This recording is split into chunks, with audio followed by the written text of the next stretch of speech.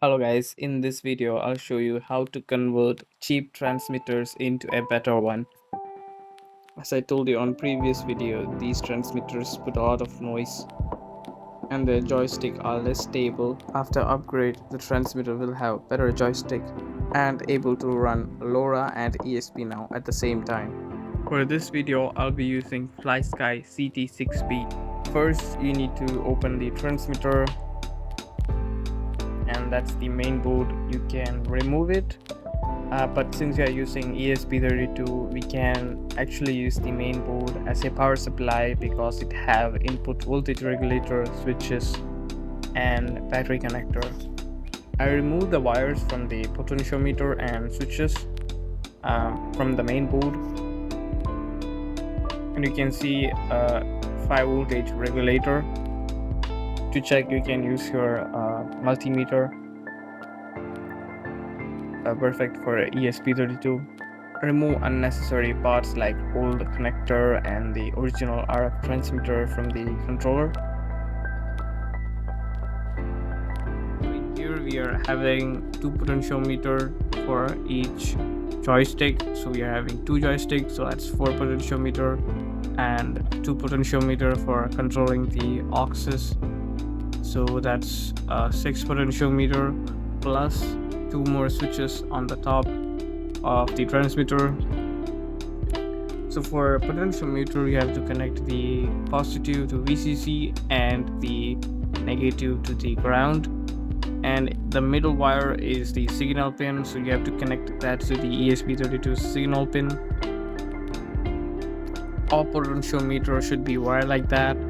And for the switches, you have to connect one to the ground and the another one to the signal pin. So for ESP, this is the wiring.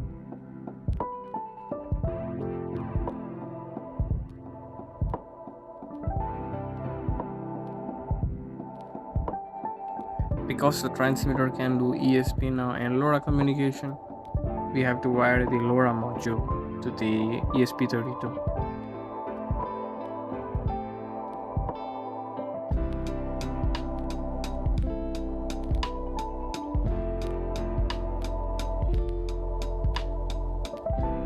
After connecting the wiring, we have to connect the ESP32 with the regulator. This is how the wiring should look like.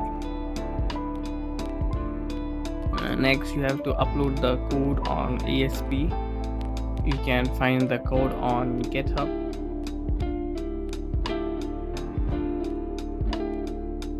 Because I'm having LoRa 433 MHz, I wrote the code for that. If you're having LoRa 915 MHz, you can change in here.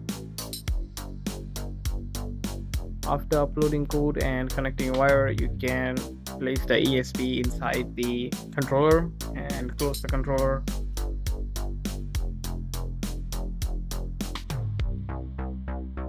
Next is calibrating the controller. First, you have to power up the controller, then you will get a Wi-Fi hotspot. Connect to the Wi-Fi hotspot and you will be able to go on to this website, and clicking calibrate will start to calibrate your controller. You can move all your joystick to the maximum and minimum position, and it will automatically calibrate the joysticks. After clicking calibrate, your controller will be calibrated, and you only need to do this once. It will automatically save onto the memory. Because our transmitter is able to do ESP-NOW and LoRa, you have 2 choices. You can either use ESP-NOW based receiver or LoRa based receiver. If you have extra LoRa module, you can use the LoRa receiver, but for this tiny drone, I'll be using ESP-NOW receiver. For LoRa based receiver, this is the wiring.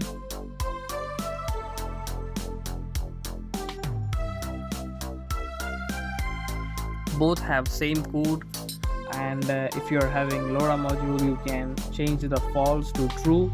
That will make the receiver use the LoRa signals, so you can change it to false. which will make the receiver use the ESP-NOW signal. Both have same code, and they also output on pin number 17. It's iBus protocol for your flight controller. After uploading the receiver code, you can fly your drone. Take care in mind that ESP-NOW has shorter range than LoRa. Running on ESP-NOW protocol also give you higher hertz, which will basically decrease the delay between the controller and the drone. Consider to subscribe, and thank you for watching.